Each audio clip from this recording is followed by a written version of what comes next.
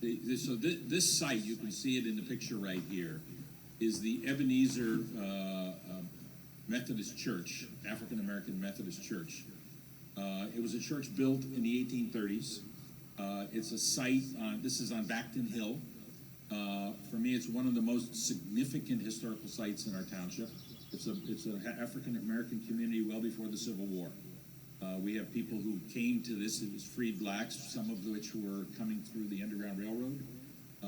Some of them were freed ones from other places, runaway slaves, all sorts, and they had a whole community down Backton Hill. They were very, very active in that area. It is still owned by the church. This, you can see one of the church representatives as the owner in front of the church. But the property is certainly in need of some things to protect it, and then some things to identify it. If you've been up there recently, you also see there's quite a bit of development going around that. I think there's 6 homes being built in the general vicinity. And there's also more traffic on Backton Hill than there used to be. So this is about historical markers so that people can understand and know what this ruin is and what this is. It's a ruin and a churchyard. So Zach, if you can turn the slide. So this was the center of a community. The community there, these people were very, very important, the African Americans, in the mining industries, in the forestry industries that were on this hill. So they were laborers and workers in this area. A very prominent family, the Malins, who were a Quaker family, were the ones who actually provided the land for this community up on Backton Hill. It has a graveyard, and in that graveyard we have several designated, indicated graves that are from African American soldiers for the Union Army in the Civil War. So it's part of our diversity as a township, we want, and it's good to include these kind of sites in any kind of a program you have. Or we're lucky to have. Maybe we can go next one. So as I said, it's church property.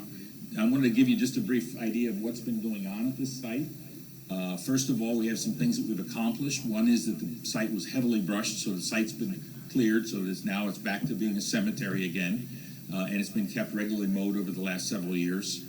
We've made temporary repairs to the fence, so the fence is really not in great shape, but it's more or less enclosing the site. There were several trees not very good condition and threatening the structure itself. We were able to get those trees removed. And another one, we've got a professor from the University of Pennsylvania who's done ground penetrating radar to be able to map the grave sites on getting documentation for the site. We have some future plans for the site. In this case, all of the activity is really at the behest of the owner of the site, who is the church.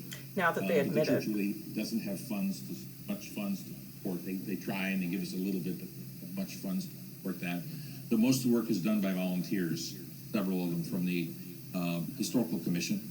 One is to brace and stabilize the church. The ruin has been slowly falling down, and we want to stabilize it. We're going to put some wood structure. We need a new fence, and we also want to cap the stones so that this structure can be there for the long term. I'm going to try to recover it as a church. Practical.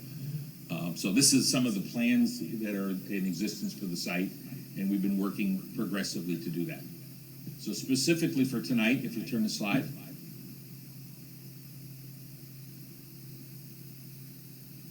We're proposing a marker for the site.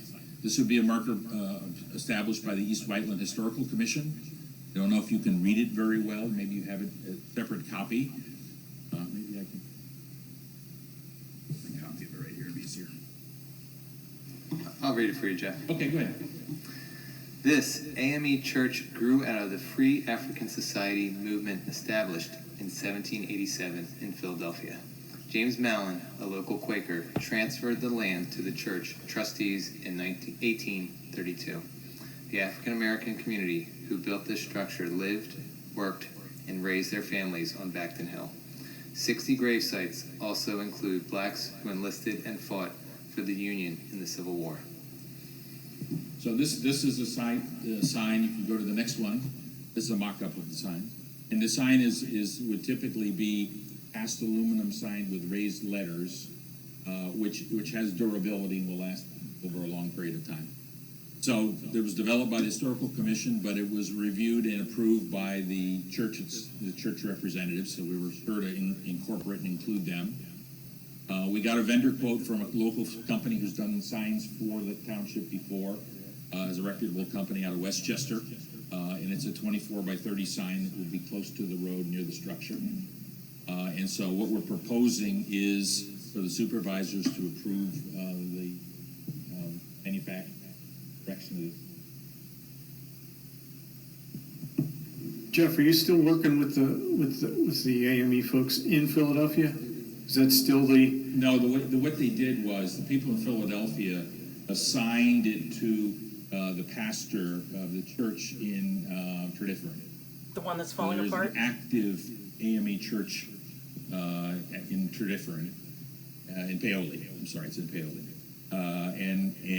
So they're the representatives for the church. So it's still connected to the church, yes, in Philadelphia, but they have assigned a representative who comes and joins us and was at our last historical commission meeting. Right, okay. Just one other thought that I have, just going back to the grants that I was talking about at the beginning.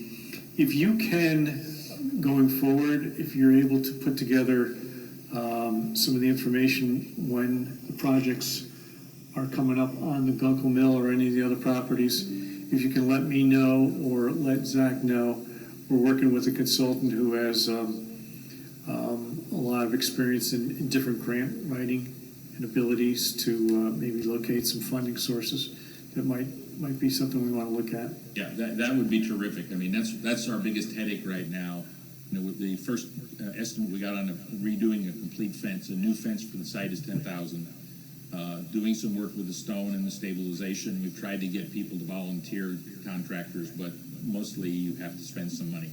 We're trying to be economical in what we do, but the reality is some funding would be terrific. Okay, great. No other questions? Would you like to make a motion? I'd love to make a motion. I'd like to make a motion to accept the proposal from Elmark for the historic plaque at the Ebenezer AME Church Cemetery on Beckton Hill Road for the price not to exceed $5,863. Second? Second. All in favor? Aye. Aye. Passes. Good, thank you very much.